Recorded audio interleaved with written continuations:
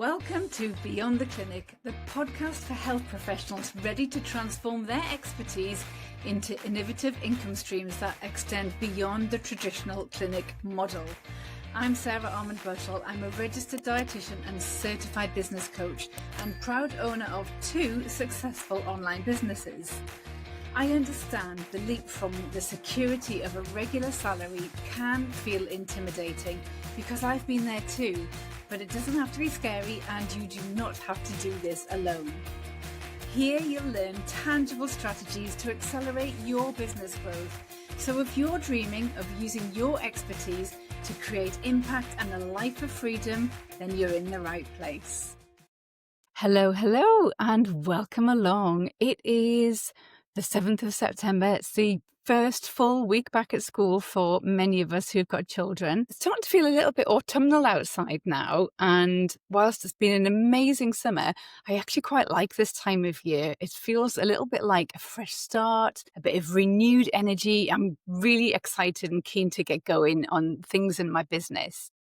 So it's a little bit different for me this year. My daughter starts back today, and as many of you know, I homeschool her. That's not true. She homeschools. We have a tutor who helps. I don't do very much for it myself, if I'm honest. But my son is going to university, so he's going to be leaving home. I think I'm just going to be absolutely dreadful about this. It's breaking my heart even just thinking about it. And he leaves in a couple of weeks' time. So yeah, a bit of a different start to this September, this almost second new year, really. But anyway, today I wanted to talk to you about something I see quite often when you have nailed your niche, you know exactly who you're talking to, you've done a lot of work around your messaging and who your ideal client is, and you put all that information out there, and you know that great things are about to happen. But it's not. It's quiet, and you just don't know why. And it's often because there's another little piece missing, and that's what we're going to dive into today. Okay, so you've chosen your niche, you've done all of that inner work, you've clarified exactly who it is, who you help, what you do, and how you make a difference. And so it can feel really disheartening when it really feels like no one is seeing your content. You might be wondering, why is it that these really well-crafted, really beautifully messaged posts that you put out there just land with the tumbleweeds instead of traction? And the other thing, of course, is why is it only other healthcare professionals who are engaging with your content and not your dream clients? Because you'd absolutely know that you've got your messaging nailed. So where are the people? Where are the people who it's meant to reach? So we're going to talk about the one step that might be missing. And because once you've nailed your niche, the next step isn't just to show up more, it's to show up strategically. And I talk about strategy a lot because without strategy, I think you're winging it essentially. And a lot of this comes down to the fact that visibility isn't just about being present, it's about being placed, and being placed intentionally with that strategy, and really in the exact spots that your ideal client is already looking. So let's get into it. Okay, let me guess. Everyone's told you need to have a niche. You've worked so hard to define this niche. You've finally put a stake in the ground. You have decided that you're going to help this particular person solve that particular problem. You maybe have updated your Instagram bio. You've rewrote your website. You've started posting consistently. And for a moment, things felt really, really clear. But then you start thinking, well, where's the clients? Where's the inquiries? Why are things still a bit slow? Maybe you're still getting quite low engagement on your posts, and people might be saying to you, so what is it that you actually do again? So you really do know that you're showing up in the right way, but you're just really not getting that traction that you hoped for. And you might start wondering things like, you know what, have I gone a bit too specific with my niche? Have I gone a step too far here? Do I need to go broader again? Or actually, do I need to post more often? Maybe it's more often that the algorithms want now. Or actually, is this a sign that I've just done something wrong? So I just want you to take a deep breath here, because this isn't about whether what you're doing is wrong here. It's about just finishing that second half of the visibility puzzle, the bit that comes after your niche. And I think it's important to know that what a lot of these online gurus talk to you about when they talk about niche is they don't talk about niche clarity. So it's not just about who you serve and the problem you solve and their demographics and their pain points and their desires. That's all vitally important, don't get me wrong, but it's also about where you're visible and how you deliver that message to that specific person. Otherwise, you end up doing what so many brilliant health professionals do. They create incredible niche-aligned content. They post it everywhere. They're working harder than ever, but they're still not attracting the right people. And the reason why is because when your platform strategy doesn't match your niche clarity, your message actually stays hidden and you don't get those clients. And then, of course, you start second guessing, don't you? You start overthinking, you start working harder, you start tweaking and tinkering with fonts and hashtags and caption lengths. And actually, the real issue is that your message just isn't meeting your dream clients where they specifically are. So I want to explain this through a story that I had with a client a couple of years ago now, and I'm just going to call her Jess for the sake of confidentiality here. So let me tell you about Jess. She was a dietitian, like me, running a thriving gut health practice, but who was stuck in this cycle that I know you're just going to feel sounds really familiar. She was exhausted, not just physically, but emotionally and mentally drained. Her work days began in the early hours of the morning. She was getting up at 5 a.m., laptop open, coffee in hand, scrolling Instagram, trying to get some inspiration on what to post today because the other stuff wasn't working. She was constantly tweaking Canva graphics, for example. She was researching hashtags. She was refreshing her insights to see what had changed since yesterday's post. She would batch content one week and then panic the next. She would show up really strong for a few days and then actually, because it wasn't working for her, she'd disappear for a week or two. And all of this meant visibility felt like another job and a one that she wasn't even really sure was actually working for her. So she was absolutely showing up. She was absolutely working really hard, but she wasn't getting anything back from it. So she'd done the niche work. She had the messaging nailed. She knew exactly who she helped. It was midlife women struggling with IBS and perimenopause. She knew that they felt unheard. She knew that they felt unseen in their GP surgeries. And she knew that they often felt dismissed as, this is just IBS and it's likely just stress. And so her bio on Instagram and Facebook and TikTok and all the platforms said exactly the right thing. Her feed was filled with really valuable tips, but it wasn't translating into bookings or I should say, not the kind of bookings that she wanted anyway. She just said to me one day, I just don't get it. I've done all the courses. I've clarified my ideal client several times. I'm posting every single day and it's still crickets. So she was on every platform as well. She was on Instagram. That was her main one. She posted to Facebook as well. She was also on TikTok and had snippets going on to Threads. She was starting to dabble a bit with YouTube. She had a podcast. It was like she'd scattered herself into 1,000 little pieces, hoping that one of them was going to work for her and it would finally stick. But actually, it didn't do that at all. So instead, she was coming to me saying, I've got loads of likes, but look who they're from. It's other nutritionists. It's a couple of GPs. It's some dietitians. It's DMs were coming through, but it was for people asking for freebies. Or, can you give me a quick tip on this? She had comments, but they were saying things like, love this. Nothing from her actual ideal clients, nothing that suggested that people might want to pay for her expertise. No leads, essentially, and no sales. So she hit crisis point. It was one Sunday evening, I remember, because she text messaged me. She'd spent 6 hours, and I can't believe it was this, but 6 full hours overthinking whilst creating one single carousel post. She said, I'm sat at my kitchen table. I've got a cup of tea beside me that's been there for hours. My back's killing me. Her toddler's crayons were scattered all over the place. She hadn't tidied up like she usually would. And she said, you know what, I'm just going to post this. So she did. And she got 12 likes, no comments, no clicks. And that, I think, was the turning point. She said, tears began to well in her eyes. And it wasn't because of the algorithm and, not showing her post to people. It was because she knew now deep down that something just wasn't working. And that was the moment, she said, she realized she just couldn't keep doing visibility this way. So we hopped on a call the next day on the Monday and we started again. Not from scratch, absolutely, but we started from a place of clarity, really. So we revisited what she knew about her niche. She was absolutely spot on with their pain points, their problems, their frustrations, their anxieties. She knew exactly what her clients wanted, what their hopes and dreams were, but she hadn't accounted for her client's lifestyle. That was the key here. So her dream client wasn't scrolling endlessly on Instagram. She was Googling her symptoms at, 10:37 p.m. whilst curled up in bed, bloated, frustrated, and desperate for answers.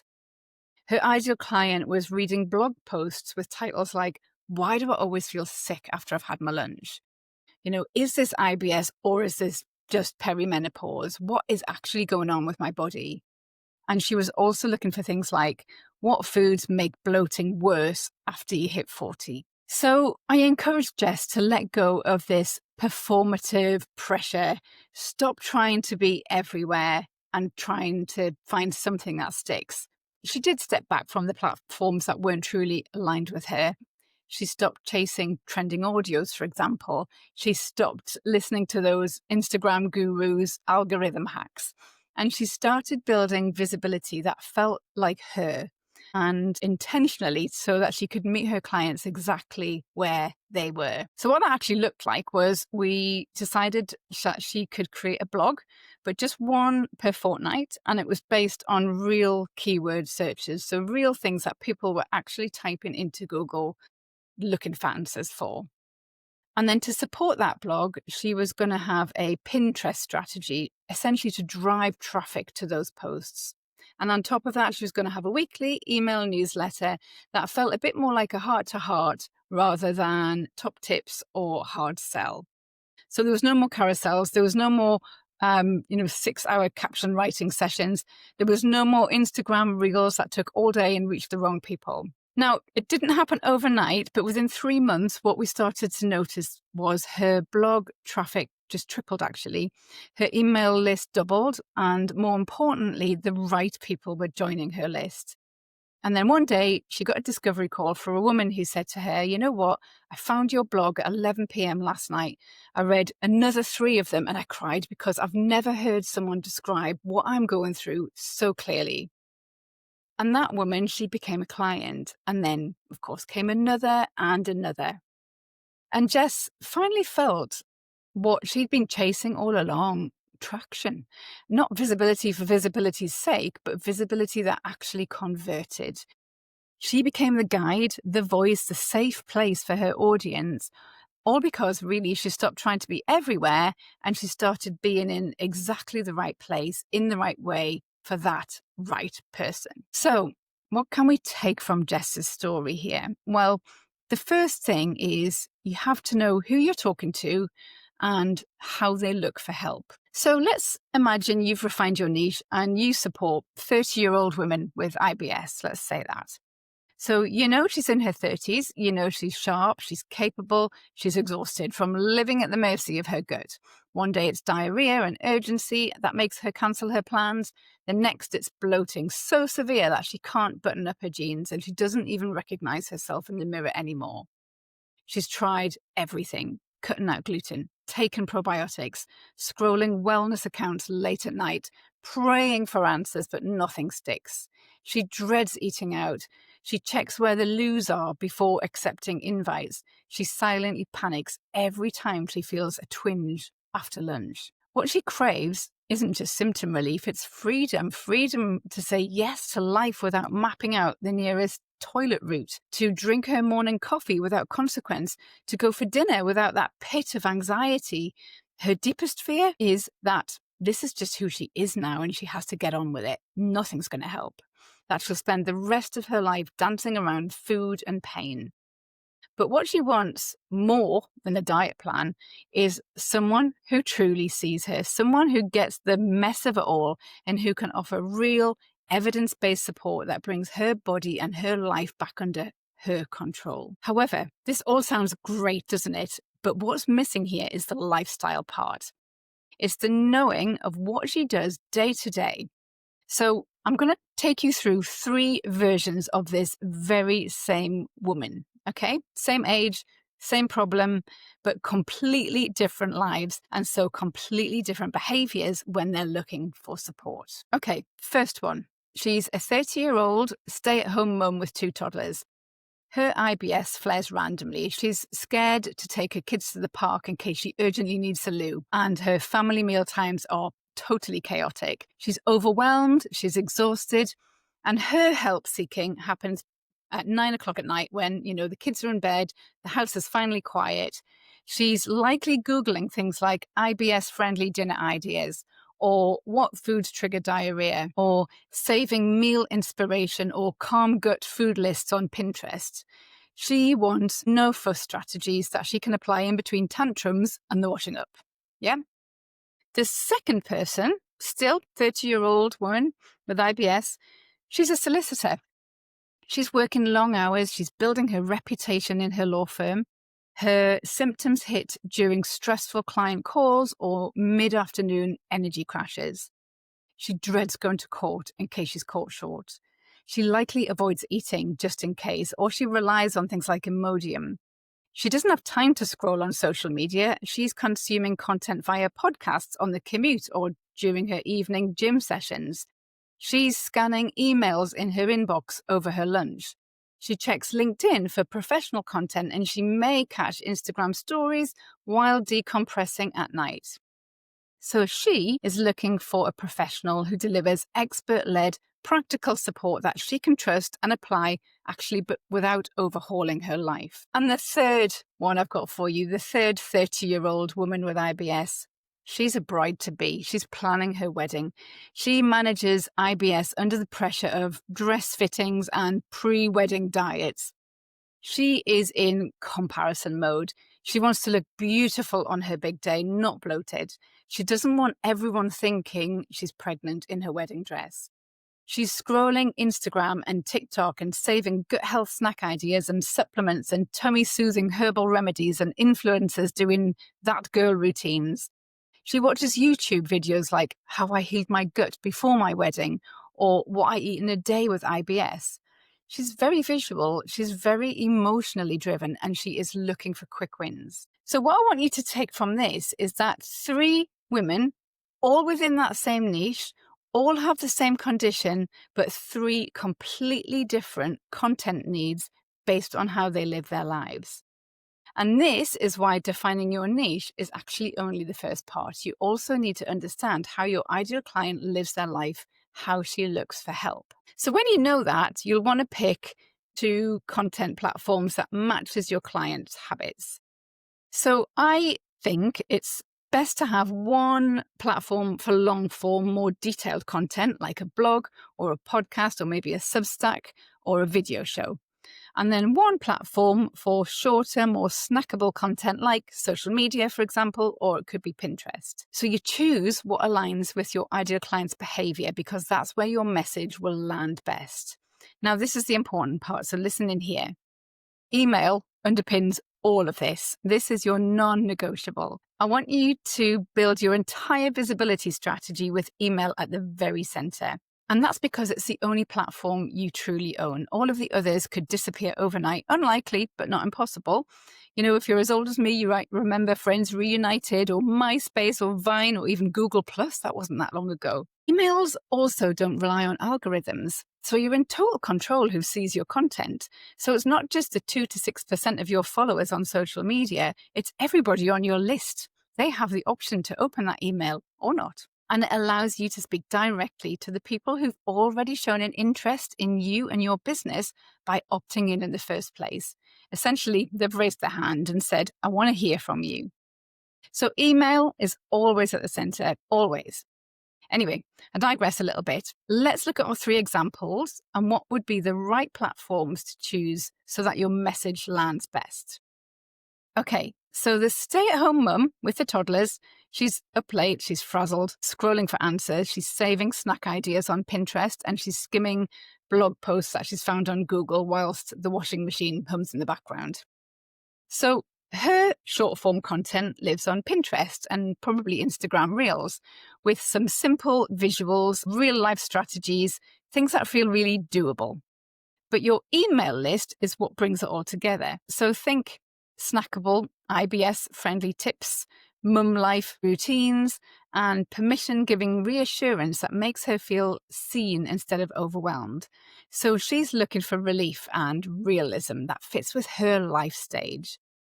So your content strategy should be centered around a blog as your long form content, with Pinterest and or Reels as your short form amplifiers, all underpinned by that weekly email that lands in her inbox like a supportive friend.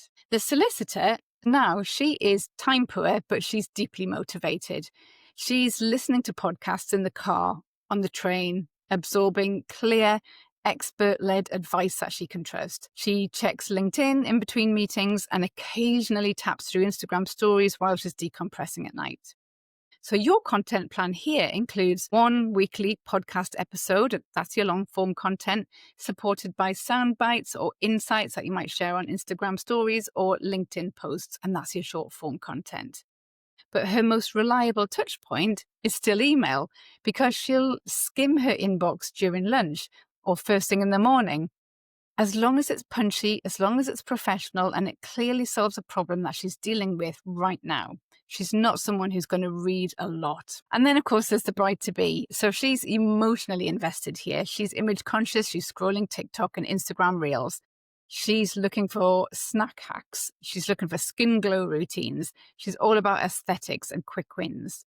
So your short form here lives on Reels or TikToks, while your long form content meets her on YouTube, where she's watching what I eat in a day type of videos, or how I healed my gut before my wedding. So your email to her should feel like a lifestyle newsletter, supportive, soothing, visually appealing, with tangible takeaways that she can implement right away. Okay, so now you know who you're talking to and where you should be publishing your content. Let's talk about how to turn this into clients. You want to anchor all of your content to just one offer. So actually, this is one of the biggest mistakes I see, and it is such an easy thing to fix.